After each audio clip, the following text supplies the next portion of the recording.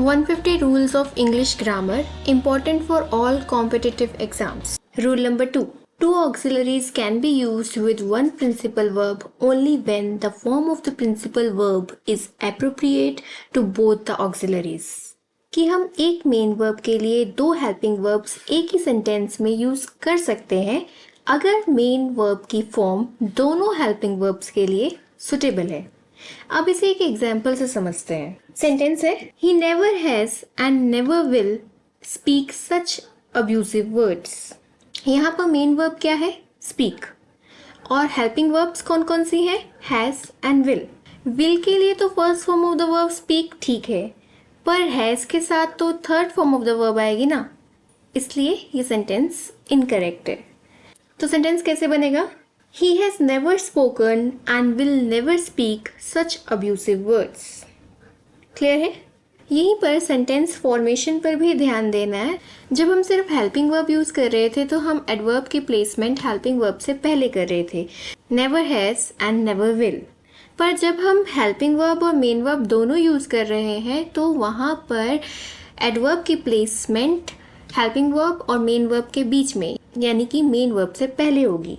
इसीलिए correct sentence है he has never spoken and will never speak such abusive words.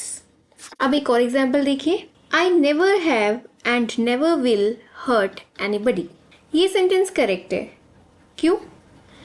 क्योंकि hurt जो main verb है वो दोनों ही हेल्पिंग वर्ब्स हैव और विल के लिए एप्रोप्रिएट है, क्योंकि हर्ट की 3 forms of the verb hurt hurt hurt ही है, इसीलिए ये सेंटेंस करेक्ट है।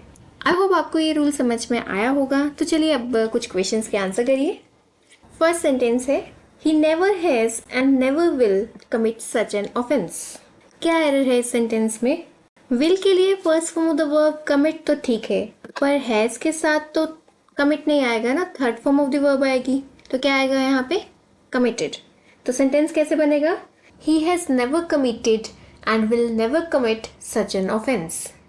ठीक है, चलिए नेक्स्ट क्वेश्चन देखिए। नेक्स्ट क्वेश्चन है Dev never has and never will opt for job over business. Again same error है। विल के लिए तो first form of the verb opt ठीक है, पर हैज के साथ तो third form of the verb opted आएगी ना, इसलिए सेंटेंस करेक्ट कैसे बनेगा? देव has never opted and will never opt for job over business. Clear है? चलिए लास्ट क्वेश्चन देखिए। लास्ट क्वेश्चन है I do not and will never hide anything from my mother. क्या एरर है सेंटेंस में? ये सेंटेंस करेक्ट है, इसमें कोई एरर नहीं है, क्योंकि do and will दोनों के साथ ही first form the verb use होगी hide, इसीलिए ये सेंटेंस करेक्ट है। आई होप आपको ये रूल समझ में आया होगा। आज के लिए इतना ही, मिलते हैं नेक्स्ट रूल के साथ। Thank you for watching and subscribe for more.